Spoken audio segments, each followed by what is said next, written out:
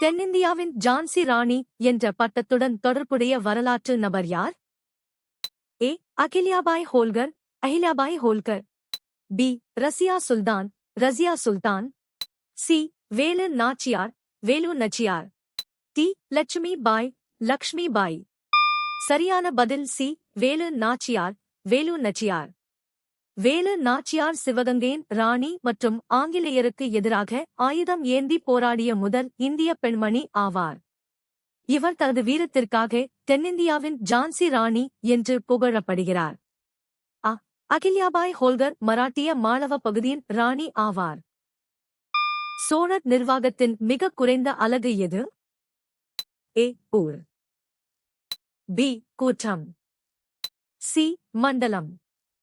D. நாடு. சரியான பதில் ஏ. ஊர். 9. சோழர் கால நிர்வாக அமைப்பில் ஊர் என்பது மிகச்சிறிய மற்றும் அடிப்படை நிர்வாக அலகாக கருதப்பட்டது. பல ஊர்கள் இணைந்து ஒரு கூற்றம் அல்லது நாடாக உருவெடுத்தன. பி. கூற்றம் என்பது பல ஊர்களின் தொகுப்பாகும். வணிகர்களும் அரசர்களும் துறவிகளுக்கான வசிப்பிடங்களாக எந்த வகையான அமைப்புகளை மாற்றினர்? ஏ. முன்பே இருந்த கோவில்கள். பி. மனிதனால் உருவாக்கப்பட்ட கட்டமைப்புகள். சி. செயற்கை குகைகள். டி. இயற்கையான பாறை படுக்கைகள். சரியான பதில் டி. இயற்கையான பாறை படுக்கைகள். சரியான விடை டி. சோகஸ்மெலி சமண மற்றும் பௌத்த துறவிகள் தங்குவதற்காக இயற்கையான மலைக்குகைகளில் உள்ள பாறை படுக்கைகளை வணிகர்களும் அரசர்களும் செதுக்கிக் கொடுத்தனர். இவை தமிழகத்தில் சமணர் படுக்கைகள் என்று அழைக்கப்படுகின்றன. ஸ்ரீரங்கப்பட்டினம் உடன்படிக்கையின் கீழ் திப்பு ஆங்கிலேயருக்கு எவ்வளவு போர் இழப்பீடு செலுத்த ஒப்புக்கொண்டார்? ஏ. 1.8 கோடி ரூபாய். பி.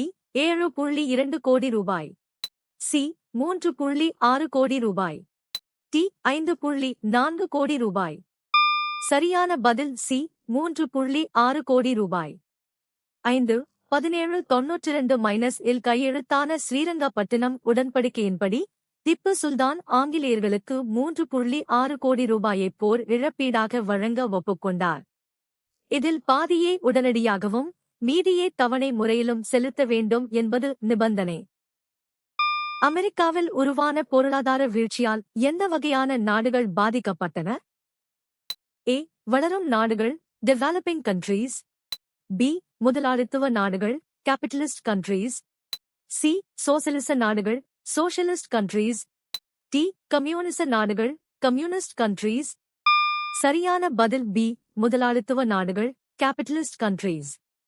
சரியான விடை 1929 இல் அமெரிக்காவில் ஏற்பட்ட பொருளாதார பெருமந்தம் உலகளாவிய வர்த்தக தொடர்புகளைக் கொண்டிருந்த முதலாளித்துவ நாடுகளை பெரிதும் பாதித்தது. இதனால் உற்பத்தி குறைந்து வேலையில்லா திண்டாட்டம் அதிகரித்தது. ஆழ்வார்கள் மற்றும் நாயன்மார்களுடன் தொடர்புடைய பக்தி இயக்கங்கள் யாவை? ஏ. ஞான இயக்கம், ஜனானா மூவ்மெண்ட். பி. சூஃபி இயக்கம், சூஃபி மூவ்மெண்ட். சி. கர்ம இயக்கம், கர்மா மூவ்மெண்ட். டி. பக்தி இயக்கம், பக்தி மூவ்மெண்ட். சரியான பதில் டி. பக்தி இயக்கம், பக்தி மூவ்மெண்ட். 10. சரியான விடை டி. சோகஸ்மெலி ஆழ்வார்கள், வைணவம் மற்றும் நாயன்மார்கள், சைவம். கி.பி. 6 முதல் 9 வரை ஆம் நூற்றாண்டுகளில் தென்னிந்தியாவில் பக்தி இயக்கத்தை தோற்றுவித்தனர். இவர்கள் எளிய தமிழில் பாடல்கள் பாடி இறைவனிடம் பக்தி கொள்வதை மக்களிடையே பரப்பினர். வேடர்களில் ஒருவராக பட்டியலிடப்படாதவர் யார்? ஏ. பாரி, பரி. பி. அதியமான், அதியமன். சி. கிள்ளி, கிள்ளி. டி. நள்ளி, நல்லி. சரியான பதில் சி. கிள்ளி, கிள்ளி. 8. சரியான விடை சி. சோகஸ்மெலி கிள்ளி என்பது சோழ மன்னர்களுக்கு வழங்கப்பட்ட ஒரு பட்டப் பெயராகும். உதாரணம்: கிள்ளிவளவன். இவர்கள் வேந்தர்கள் என்று அழைக்கப்பட்டனர். பாரி, அதியமான், நள்ளி ஆகியோர் குறுநில மன்னர்களான வேடர்கள் பிரிவைச் சேர்ந்தவர்கள்.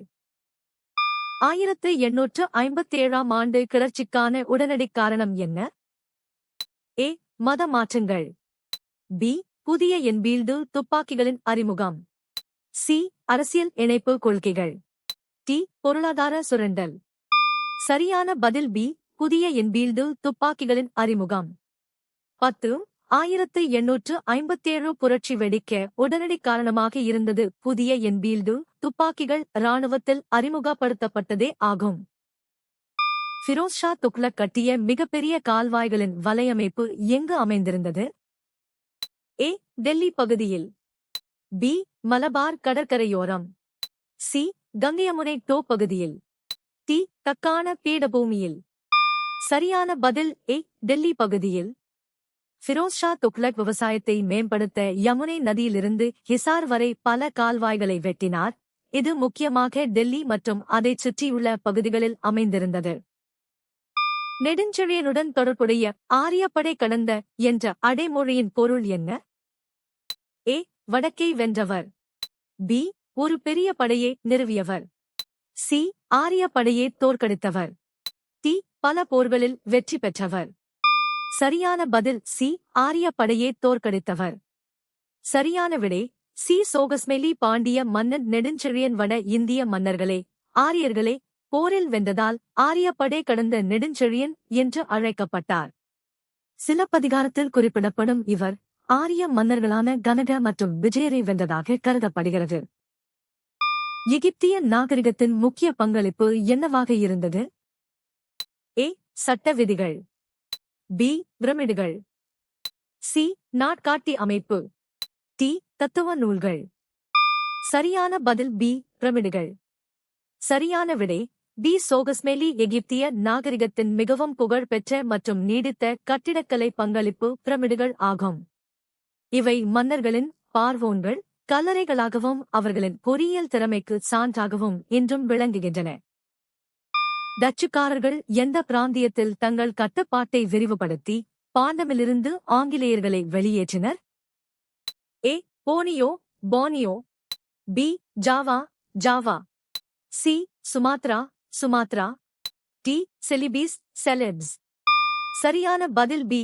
Java Java. 4. டச்சுக்காரர்கள் இந்தோனேசியாவின் ஜாவா தீவில் தங்கள் ஆதிக்கத்தை நிலைநாட்டி 1682 பாண்டமிலிருந்து ஆங்கிலேயர்களை வெளியேற்றினர். இதன் மூலம் டச்சு கிழக்கிந்திய கம்பெனி அப்பகுதியின் வாசனைப் பொருட்கள் வணிகத்தில் முற்றுரிமை பெற்றது. எந்த வகையான செயல்பாடு சோழர் காலத்தை ஒரு குறிப்பிடத்தக்க வளர்ச்சியின் சகாப்தமாக வகைப்படுத்தியது? ஏ. பொருளாதார சரிவு. பி. இராணுவ விரிவாக்கம். சி. கலாச்சார செயல்பாடு. டி. அரசியல் ஸ்திரத்தன்மை. சரியான பதில் சி. கலாச்சார செயல்பாடு. 1. சோழர் காலம் கலை கட்டிடக்கலை மற்றும் இலக்கியம் போன்ற கலாச்சார செயல்பாடுகளில் பெரும் எழுச்சியைக் கண்டது. குறிப்பாக தஞ்சை பெரிய கோவில் போன்ற கட்டுமானங்கள் இக்காலத்தின் கலாச்சார உன்னதத்திற்கு சான்றாகும். ஆக்ராவிலிருந்து சிவாஜி தப்பித்த பிறகு கவி கலாஷ் ஷாம்பூஜியை பாதுகாப்பாக எங்கு கொண்டு வந்தார்? A. Delhi Delhi. B. Varanasi Varanasi. C. Raigarh Raigad. D. Pune Pune. சரியான பதில் சி. ராய்கர் ராய்கட். 1. 1666 ஆக்ராவிலிருந்து தப்பிய சிவாஜி தனது மகன் ஷாம்பூஜியை கவி கலாஷின் பாதுகாப்பில் விட்டுச் சென்றார். பின்னர் கவி கலாஷ் ஷாம்பூஜியை மராட்டியர்களின் தலைநகரான ராய்கருக்கு பாதுகாப்பாக அழைத்து வந்தார். பாகுபலி யாருடன் தொடர்புடையவர்? ஏ. புனித இலக்கியம். பி. உயரமான சமண சிலை. சி. ஒரு அரசியல் ஒழுக்க நெறிமுறை. டி. முதல் தீர்த்தங்கரர். சரியான பதில் பி. உயரமான சமண சிலை. 4. பாகுபலி அல்லது கோமதீஸ்வரர் என்பது கர்நாடகாவின் சிரவணபெலகோலாவில் அமைந்துள்ள உலகின் மிக உயரமான ஒற்றைக்கல் சமண சிலையாகும்.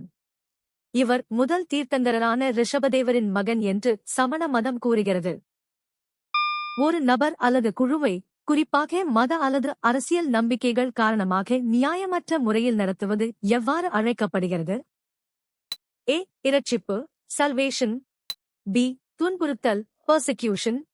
சி. சந்தேகம் டவுட். டி. ஊக்கம் மோட்டிவேஷன்.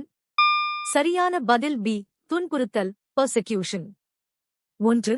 ஒருவரை அவரது மதம் அல்லது அரசியல் கருத்துக்களுக்காக துன்புறுத்துவது பெர்சிக்யூஷன் என்று அழைக்கப்படுகிறது. வரலாற்றில் பல மதக்குழுக்கள் இத்தகைய ஒடுக்குமுறைகளை சந்தித்துள்ளன. ஏ. இரட்சிப்பு என்பது ஆன்மீக ரீதியான விடுதலையை குறிக்கும். கிருஷ்ணா நதிக்கு தெற்கே உள்ள அனைத்து பகுதிகளுக்கும் ஆளுநராக முசாஃபர் ஜங்கால் நியமிக்கப்பட்டவர் யார்? A. Salabat Jung, Salabat Jung. B. Bussy, பசி.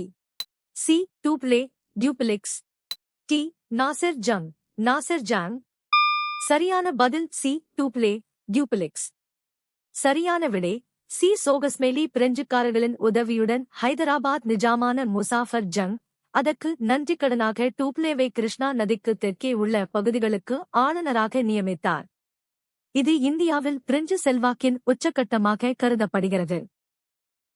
அலாத்தின் பஹமன் ஷா ராஜ்யத்தை பிரித்த பிராந்திய பிரிவுகளின் பெயர் என்ன? ஏ. சுபாக்கள், சுபாஸ். பி. ஜாகீர்கள், ஜாகீர்ஸ். சி. மாகாணங்கள், புரோவின்சஸ். டி. அத்ராஃப்கள், அட்ராஃப்ஸ். சரியான பதில் டி. அத்ராஃப்கள், அட்ராஃப்ஸ். 4. பஹமனி சுல்தானியத்தை தோற்றுவித்த அலாத்தின் பஹமன் ஷா தனது அரசை நிர்வாக வசதிக்காக 4 பகுதிகளாக பிரித்தார். இந்த பிரிவுகள் அத்ராஃப்கள் என்று அழைக்கப்பட்டன. குல்பர்கா, தாலதாபாத், பீதர் மற்றும் பெரார். நீங்கள் எத்தனை சரியாக பதிலளித்தீர்கள்?